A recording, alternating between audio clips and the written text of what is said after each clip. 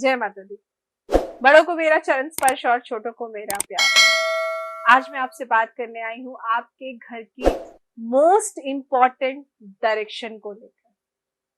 लेकिन यहाँ पर इस डायरेक्शन में एक सबसे इंपॉर्टेंट बात यह है, चाहे ये आपके घर की ईस्ट डायरेक्शन हो या फिर वेस्ट हो या फिर नॉर्थ हो या फिर साउथ हो, कोई भी डायरेक्शन हो, आपने इन बातों का ध्यान जरूर रखना है, क्योंकि ये है आपके घर की most positive welcoming energy direction. ये है आपके घर का मेन गेट। अगर आप अपने घर का मेन गेट गंदा रखते हैं तो कहीं ना कहीं आप अपने लिए नेगेटिव एनर्जीज को इनवाइट करते हैं। हालांकि इस बात को लेकर मैंने वीडियो पहले भी बनाया है, लेकिन शायद उसमें कुछ बातें रह गई थी क्योंकि उसके नीचे आप लोगों के सवाल बहुत थे। तो मैंने सोचा आज फिर से मैं आप लोगों को विस्तार पूर्वक समझा सकूं कि घर का जो मेन गेट है वो कैसा होना चाहिए। आपके घर का मेन गेट कभी भी गंदा नहीं होना चाहिए। आपके घर का मेन गेट कभी भी टूटा फूटा नहीं होना चाहिए, क्योंकि आपके घर का जो मेन गेट है वो ही सबसे पहली चीज है कि जब भी घर के बाहर से कोई चीज आती है तो आपके घर के मेन गेट से होते हुए आती है। तो ऐसे में अगर आपके घर का मेन गेट गंदा होता है तो it means you are inviting negative energy to your house. अगर आपके घर का मेन गेट टूटा फूटा होता है, आपके घर की दहलीज टूटी फूटी होती है, इसका मतलब है कि आपकी किस्मत टूटी फूटी है, क्योंकि आपके घर का मेन गेट आपकी किस्मत का जो ताला है ना, उसकी चाबी है। आप ये समझ लीजिए, आपका घर अंदर से कितना ही क्यों ना चमक रहा हो, लेकिन अगर आपका मेन गेट खराब है, टूटा फूटा है या गंदा है तो ये आपके लिए परेशानियां बढ़ाता है। आपके घर के मेन गेट के बाहर अगर अंधेरा रहता है तो ये भी आपके लिए बहुत ज्यादा परेशानियों का कारण माना जाता है। आपके घर का मेन गेट अगर आपने क्लटर करके रखा हुआ है, वहीं पे आपने शू रैक रखा हुआ है या फिर वहीं पर आपने गमले बहुत सारे रख दिए हैं, तो कहीं ना कहीं ये भी आपके लिए मुसीबतों का कारक बनता है। अपने घर के गेट को हमेशा क्लीन रखिए और एक पैसेज इस तरह बनाइए कि जब भी आपके घर में कोई अंदर आ रहा है तो उसको अंदर आने के लिए परेशानी ना हो। ये बहुत ज्यादा जरूरी है।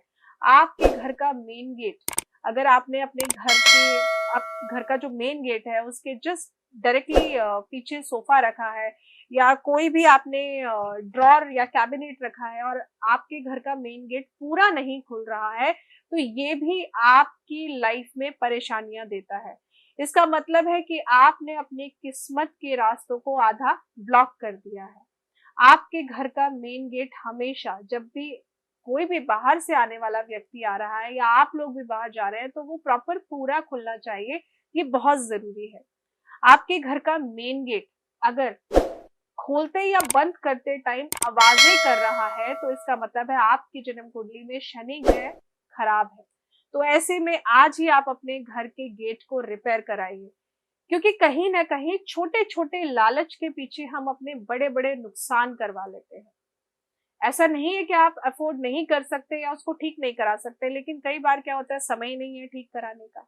लेकिन आज आप एक बात बहुत ही जरूरी समझिए कि जो आपके घर का दरवाजा है ना, ये आपकी किस्मत, जैसा कि मैंने कहा, उसको चमकाने का दरवाजा है। जैसे आप लोग पूछते हैं ना, जब अपनी जन्म कुंडली दिखाते हैं तो मुझसे कहते हैं ना, मैम हमारा गोल्डन टाइम कब आएगा।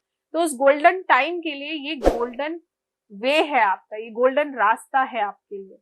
अपने घर के मेन गेट को हमेशा क्लटर फ्री रखिए। अपने घर के मेन गेट पे अगर आप फ्लावर्स लगाते हैं या प्लांट्स लगाते हैं तो उनका बहुत जरूरी ध्यान रखिए कि वो सूखे हुए नहीं होने चाहिए। अगर सूख गए हैं, पत्ते बिल्कुल ड्राई हो गए हैं, तो उसको हटा दीजिए।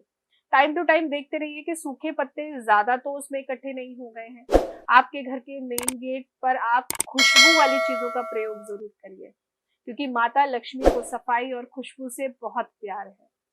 आपके घर की मेन गेट की चौखट टूटी फूटी ना हो, कई बार देखा गया है कि जब भी हम पूजा पाठ करते हैं, हम रंगोली बनाते हैं, हम तोरण लगाते हैं, है ना? कुछ लोग आम के पत्तों का तोरण लगाते हैं, कुछ लोग अशोक के पत्तों का तोरण लगाते हैं, कुछ लोग फूलों का तोरण लगाते हैं। तो जिस दिन पूजा होती है या हवन होती है, हम तोरण तो लगा देते हैं और तोरण लगाकर फिर वो छोड़ देते हैं। और फिर क्या होता है कि जो भी हमने तोरण लगाया था वो सूखा रहता है और वो लगा ही रहता है, हम उसको भूल जाते हैं, क्योंकि जिस दिन पूजा थी उस दिन जोश जोश में लगा तो दिया, लेकिन उसके बाद वो वहीं एज इट इज ऐसा ही छोड़ दिया।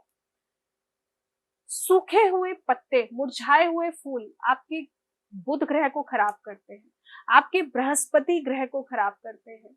बुध यानी कि बुद्धि और बृहस्पति यानी कि आपकी समृद्धि। तो ऐसे में आपके घर में दवाइयां बढ़ने लगती हैं, आपके घर में रोग बढ़ने लगते हैं, आपका पैसा जो सेविंग है आपकी बृहस्पति वो निकल के बाहर आने लगती है और बेकार की चीजों में जानी शुरू हो जाती है। तो जब भी आप अपने घर में पूजा पाठ करते हैं तो तोरण आपने क्या लगाया उसका खास तौर से ध्यान रखिए, और अगर आपकी पूजा खत्म हो गई है तो 2 दिन बाद आप उसको निकाल कर जल प्रवाह कर दीजिए, या फिर थैली में बांधकर या पेपर में रैप कर कर, क्योंकि मोस्टली देखा गया है तोरण कलावे में बांधते हैं लोग। तो अगर आप लोगों ने कलावे में तोरण बांधा है या बनाया है तो उसको पेपर में रैप कर कर या फिर पॉली बैग में ही रैप करके आपको डस्टबिन के अंदर थ्रो करना चाहिए। मेन गेट पर कभी भी आप डस्टबिन ना रखें। अगर आप ऐसा करते हैं तो आप अपने लिए जो डस्टबिन है यानी कि राहु का जो कारक है, आप राहु को इनवाइट कर रहे हैं। राहु यानी कि कोर्ट कचहरी, बीमारी, दवाइयां, तो ये आपके घर में आप इनवाइट कर रहे हैं। तो जो आप इनवाइट कर रहे हैं वही तो आपके घर में आएगा। जिस तरीके के लोगों को आप अपने घर में बुला रहे हैं वही तो आपके घर में आएंगे। तो मेन गेट पर इन चीजों का ध्यान जरूर रखिए। और मोस्ट इंपॉर्टेंट, आपके घर के अंदर आते ही कभी भी स्मेल नहीं आनी चाहिए। अगर आपका किचन सबसे पहले पड़ता है और आपको लगता है कि आपके घर में घुसते ही मसालों की खुशबू आती है, तड़के की खुशबू आती है, तो आप छोटा सा कोई भी अपनी पॉकेट के अकॉर्डिंग एक रूम फ्रेशनर लेकर आप जरूर अपने मेन गेट के पास लगाइए। क्योंकि मैंने कहा ना, अगर आपके घर में एंटर करते ही स्मेल है, खुशबू नहीं है, तो आप राहु की एनर्जी को बढ़ा रहे हैं, आप केतु की एनर्जी को बढ़ा रहे हैं, जो आपके लिए अनएक्सपेक्टेड मुसीबतें लेकर आती है। मेन गेट पर अंधेरा बिल्कुल मत होने दीजिए। रात को जब आप सोने जाते हैं तो जो लोग फ्लैट्स में रहते हैं वो कहेंगे कि मैम हम कैसे करें, हमारे तो जो पैसेज की लाइट होती है वो जल रही है। जिनकी कॉरिडोर और पैसेज की लाइट जलती है उनको जरा सा भी परेशान होने की जरूरत नहीं है, लेकिन जिनके मेन गेट पर बिल्कुल डार्कनेस और अंधेरा रहता है, और ये जो रात का समय होता है यानी कि राहु का समय होता है, ये नकारात्मक शक्तियों का समय होता है। ये वो शक्तियों के निकलने का समय होता है जिनको मोक्ष की प्राप्ति नहीं हुई, जो अपनी आधी ही उम्र में जिनकी डेथ हो गई और आत्मा बनकर जो इधर उधर भटकते हैं, ये उनका समय होता है। और क्योंकि इन लोगों को ऐसी ही चीजें अच्छी लगती हैं तो ये ऐसी जगह आकर अपना निवास बना लेते हैं।